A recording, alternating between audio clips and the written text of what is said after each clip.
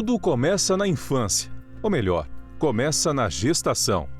Os alimentos ingeridos pela mãe durante a gestação são capazes de influenciar a memória, o humor, assim como as emoções são transmitidas ainda intraútero.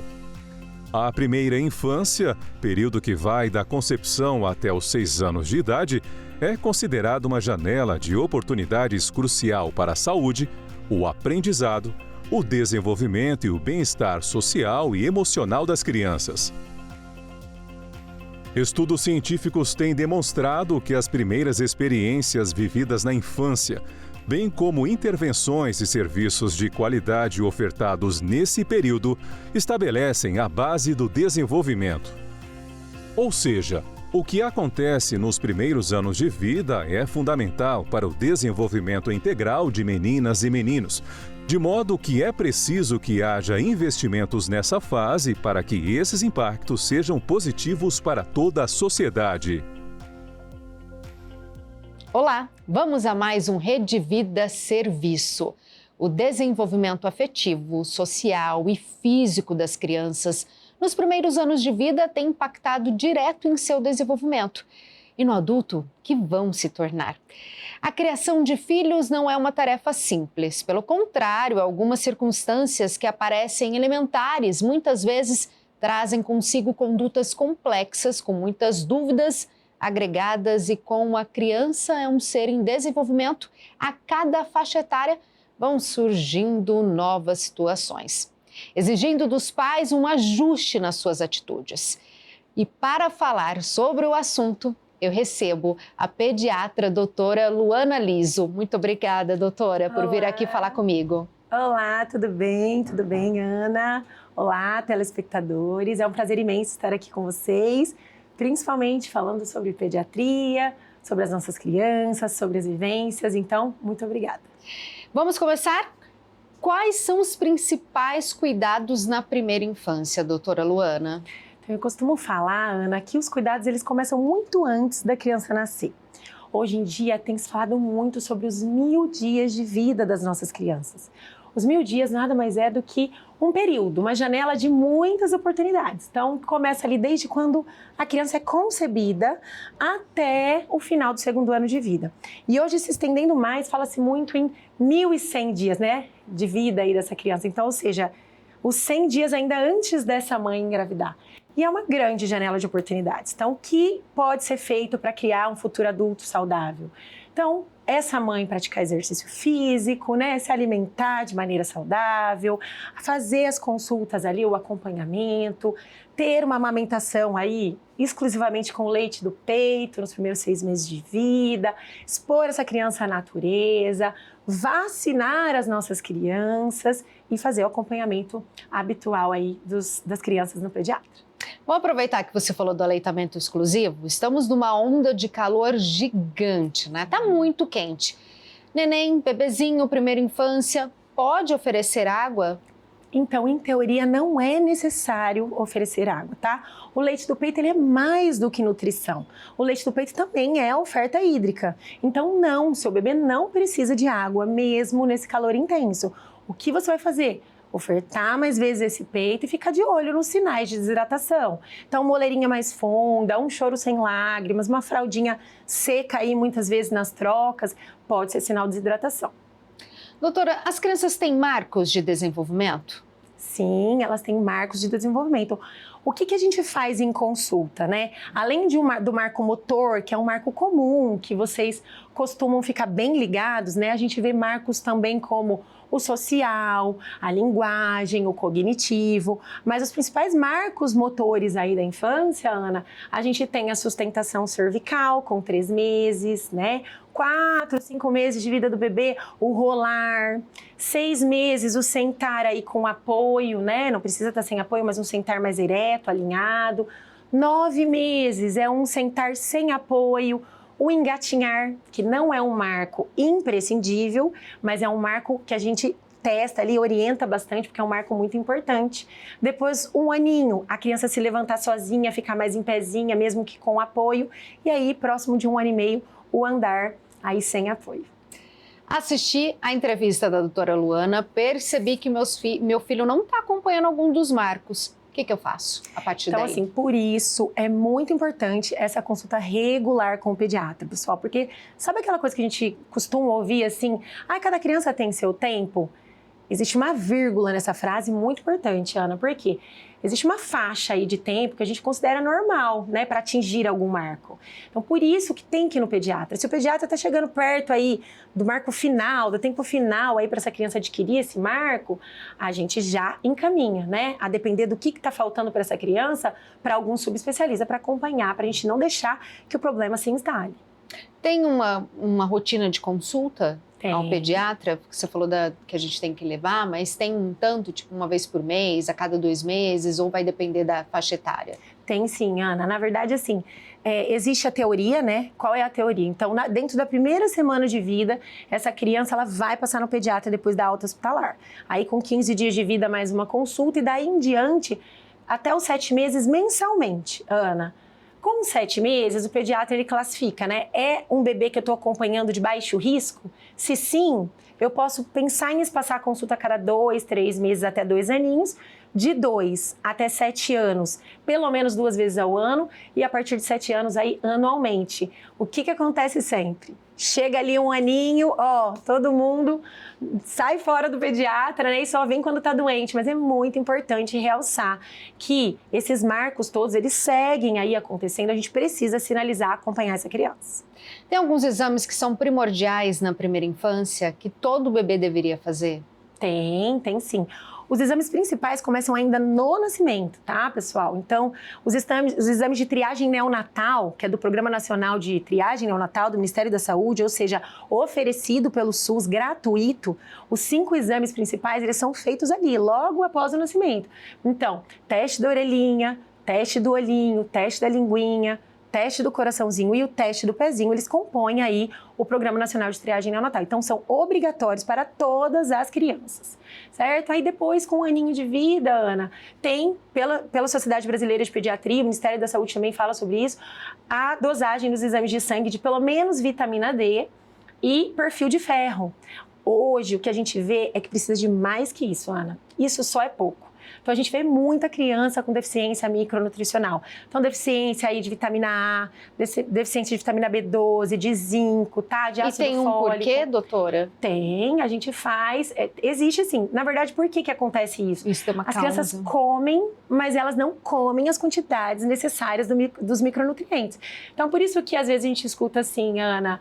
Nossa, tá ficando muito doente. Será que ele tem uma deficiência imunológica, essa criança, né? Na maioria das vezes não, tá? Só falta um pouquinho mais. Então, por isso é tão necessário a gente individualizar. Colhe exames e a gente monta um polivitamínico específico para aquela criança. Mesmo para aquela criança que come de tudo, vegetais, legumes, a carninha, o arroz, o feijão, muitas vezes ele não consegue nutrir o suficiente, vai faltar alguma coisa? Isso é muito importante. É claro que isso é o principal, mas se a gente ficar só no olhar do pediatra assim, tá comendo feijãozinho, arrozinho, carninha, legumes, ficar só nisso é pouco, a gente está sendo muito raso. Então a gente precisa dosar, porque às vezes aquela quantidade que ele está comendo não é suficiente para um desenvolvimento completo, né? Para que seja aí individualizada mesmo a criança, sabe? Junto com a alimentação, hábitos saudáveis de vida e suplementação. Qual que é o exame, doutora? Então, todo exame de perfil micronutricional, deficiência de ferro, vitamina D, vitamina A, vitamina B12, ácido fólico, zinco. Então, são alguns peça para exames. o seu pediatra e confira se sua criança está desenvolvendo bem e se tem todos esses nutrientes que a doutora Luana falou aqui. O acompanhamento, já sei, do pediatra tem que ser até 1 ano, mas e aí? Eu estou grávida, tenho que procurar um pediatra antes para ele me acompanhar na sala do parto, para ele já saber da minha rotina, já acompanhar a minha gestação, ou não precisa, doutora? Deve, Ana, deve. Eu costumo falar assim, o pediatra é um dos itens mais importantes do enxoval dessa mãe, sabe? Então, assim, fica todo mundo ali preocupado no kit do berço, né, Ana? Na mamadeira, em coisas talvez imprescindíveis e que são muito, muito, muito importantes dentro desse acompanhamento desse bebê. Mas eu acho que falta informação também. Falta. Porque a gente se preocupa muito com o obstetra, com vai ser o anestesista, mas eu acho que falta isso. Vou falar por mim. A gente pensa no pediatra para depois, a hora que você já está ali com a criança. Com certeza. Graças a Deus, isso está se tornando um pouco mais frequente, né? A Sociedade Brasileira de Pediatria, ela já preconizou essa consulta ali da 32ª semana, vem sendo visto até para protocolo do SUS ter essa possibilidade, tá? Da consulta com o pediatra ainda no pré-natal. E o que a gente vê nessa consulta, Ana? Ela é maravilhosa, é uma das consultas que eu mais gosto, tá? Porque é o primeiro contato dessa família com o pediatra. Então, a gente fala coisas sobre classificação de risco dessa gestação, né? Então, doenças da mãe que podem estar impactando na vida do bebê e correr atrás antes que isso se torne um problema. A gente fala sobre via de parto, sobre amamentação, sobre o que o pediatra faz em sala de parto, né? Sim. Qual é o trabalho dele? O trabalho do pediatra. Isso, então o pediatra é intervir minimamente na sala de parto. A gente vai assistir e só agir quando necessário. Então a gente vai intensificar o contato pele a pele, a amamentação na primeira hora de vida, o clampeamento oportuno do cordão umbilical. A gente vai falar para os pais aí o que é feito, né? Quais as medicações que são feitas em sala de parto com o seu filho, né? A gente vai falar depois da estadia na maternidade, o que é feito lá, por que tem que ficar lá, dos testes todos de triagem, depois vai com esse bebezinho para casa, cuidados com esse bebê em casa, produtos que podem utilizar, segurança no transporte desse bebê e falar sobre as consultas regulares com o pediatra. Então é muito cheia de coisas legais, muito cheia de coisas e muitas vezes a gente não sabe essas informações e é tão importante, a gente fica nessa dúvida, será que eu tenho que procurar, será que eu não tenho? Então foi ótimo, já esclareceu, se estiver grávida ou tiver com algum parente, amiga grávida, já fala, procure um pediatra. Você falou da maternidade, é um mundo maravilhoso, né? Um monte de enfermeira para ajudar, um médico para ajudar, mas chega em casa com um bebezinho novo, como que faz essa rotina? Vamos falar desses primeiros cuidados com o bebê assim que ele chega em casa. Primeira coisa, tem que ter uma rotina de sono e de alimentação, tem que ter uma hora regular, como que funciona? Ah, isso é muito comum, Ana. Uma dúvida super frequente. A hora que a gente vai dar alta, hoje mesmo eu estava dando uma alta, era a principal dúvida da mãe. Eu vou chegar em casa e agora, né? O que eu faço? É o desespero. E por agora? onde eu começo, né?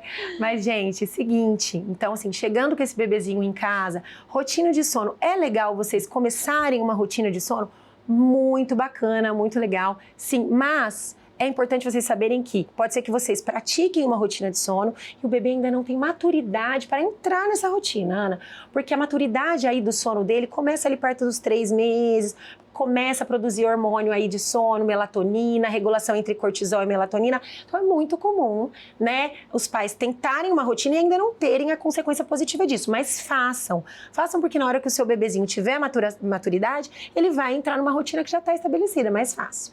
Em relação à amamentação, aleitamento materno é livre demanda. Então, o bebê chorou, vai colocar no peito. Não existe isso de falar 2 em 2 horas, 3 em 3 horas. É claro que nesse início, Ana, até passar na pediatra, é importante não deixar passar de 3 horas sem mamar, só para na hora que chegar no pediatra, a gente identificar se a perda de peso está fisiológica, os bebezinhos perdem peso no começo, se está indo tudo bem. A hora que foi tudo bem, o bebê faz o tempo dele. A hora que ele quiser, ele mama. E sobre as rotinas como banho, tem uma quantidade certa ou não de dar banho? Ainda mais nesse tempo quente. A roupinha, que a gente vê que a mãe capota o bebê, mas tá calor. Ele tem uma temperatura diferente, uma sensação térmica diferente da nossa ou não? A sensação térmica é exatamente como a nossa. Qual que é a diferença dos nossos bebezinhos recém-nascidos? Eles, por não terem aí um controle térmico, né? Isso envolve epiderme, né? A parte final aí da pele, perdem muito temperatura para o meio. Então, é muito comum que o bebê ele fique com frio mais fácil, entende? Só que a sensação de calor é a mesma. Então, eu sempre falo assim, uma peça de roupa a mais do que a gente, tá? Mas não dá para capotar, não precisa de... Na nossa região, não precisa de meia, de luvas, sabe? Então, às vezes a gente vê o bebê fazer febre por excesso de roupinha. Então, não é necessário em relação aos banhos, pessoal. A gente pode dar quantos banhos vocês quiserem por dia, mesmo o bebezinho sendo recém-nascido. Só que apenas um banho vai produto. Os demais banhos, só banhos de imersão, para justamente não agredir essa pele, tá? Não absorver produto aí a mais. Então, só uma vez por dia com produto, as outras só um banho de imersão. Porque é muito sensível. Muito. Amamentei, agora eu vou começar a alimentação. Começa pelas frutinhas, tem um período certo, é após os 6 meses. Como que é essa introdução alimentar na vida do bebê na primeira infância? É outro tema super polêmico com os avós, né? Na consulta, eu costumo mandar vir quem for alimentar essa criança. Geralmente é os avós, porque a mãe já retornou ao trabalho, né? porque é muito diferente. Na minha época, na sua época, né? Eu fui alimentada com 3, 4 meses. Hoje, ninguém come com menos de 6 meses, Ana. Então, tem que ter 6 meses no mínimo e os sinais de prontidão alimentar. Então, esse bebezinho, ele precisa estar numa posição mais ereta, né? Já sustentando mais o tronco, alinhado em relação à cervical, sentando aí mesmo que com apoio, mas mais alinhado. Essa linguinha precisa estar mais dentro da boquinha, tá bom? Ele precisa estar pegando os alimentos mais firmemente para levar até a boca, né? Os objetos, e aí já vai ser um alimento, levando mais até a boca e também tendo interesse pelos pais se alimentando. Então, precisa ter 6 meses e esses sinais de prontidão. Porque se ele não tiver isso, pode ser risco de alergia alimentar, risco de engasgos, de microaspirações. Então, nenhum bebê come antes dos 6 meses. E é devagar essa introdução? Sim, é devagar. Na verdade, assim, com 6 meses e os sinais de prontidão, a gente já pode introduzir, né? Frutas nos intervalos e o almoço. O Ministério da Saúde conta para a gente começar o jantar com 7 meses, mas sociedade, né, algumas outras entidades falam que já pode aí o jantar desde o início, começa com tudo, não tem nenhum alimento proibido. Criança criada por pais que são veganos ou vegetarianos, como funciona essa alimentação? Qual a indicação que você dá para que a alimentação do bebê seja necessária para a nutrição dele, do desenvolvimento dele? Então, outra polêmica, né? E que a gente vê muito, muito frequente essa nova realidade no consultório.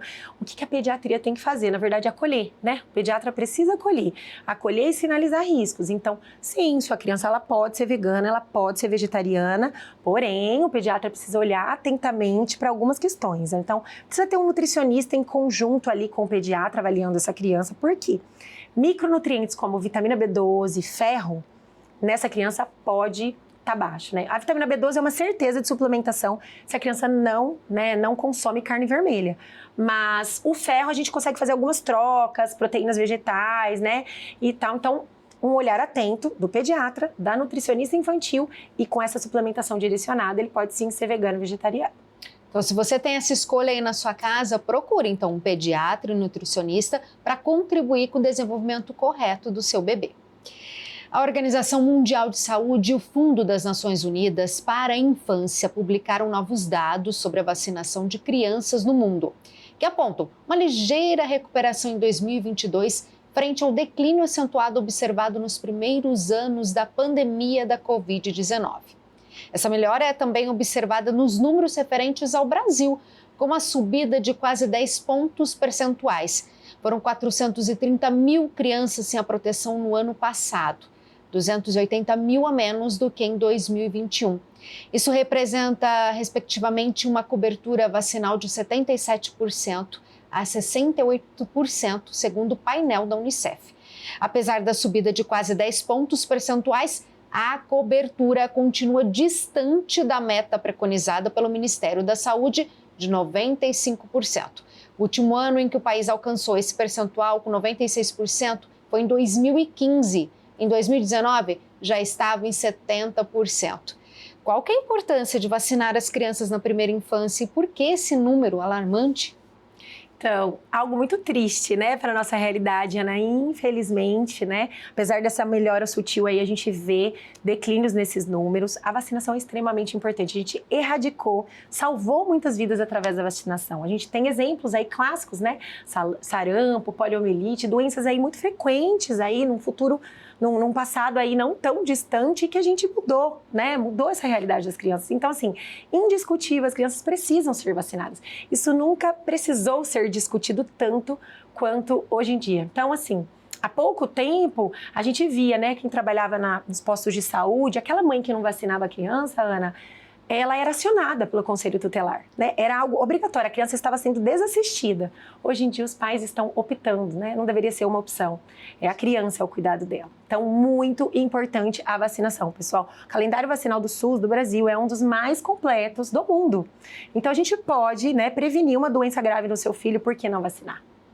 Então, mais um alerta, reforça aí, doutora Luana, vacinação causa risco? Pode matar bebê? Pode trazer mais doença? Pode fazer algum mal? Então vamos lá. Existem os efeitos adversos relacionados à vacina, tá, pessoal? Existem, claro que sim. Mas os maiores efeitos, eles são efeitos locais, efeitos, né, pontuais, aí dor local, febre, né, vermelhidão, a criança vai ficar mais chorosa, mas isso 1, 2 dias. Efeitos graves, eles são raros, né, muito raros. E tão raros assim que não dá nem para comparar com a gravidade daquela criança adquirir uma doença aguda. Então, sem chance de não vacinar, Ana, vai vacinar todo mundo. E quando elas começam?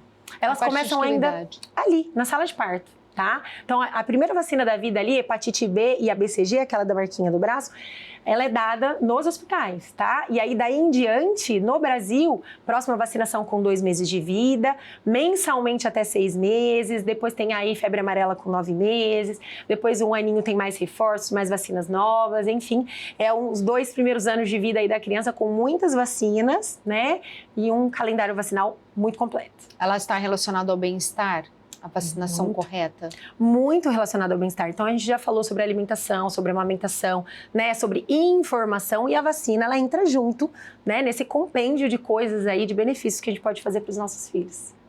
Doutora Luana, hoje tem se falado muito em pediatria preventiva. Do que se trata? De tudo isso que a gente está falando, Ana. Então, assim, por quê? Parece marketing falar pediatria preventiva, né? Mas não é. Infelizmente, a gente precisa falar sobre isso. O que é a pediatria preventiva? A gente olha o perfil dessa criança, todas essas questões relacionadas a desenvolvimento, né?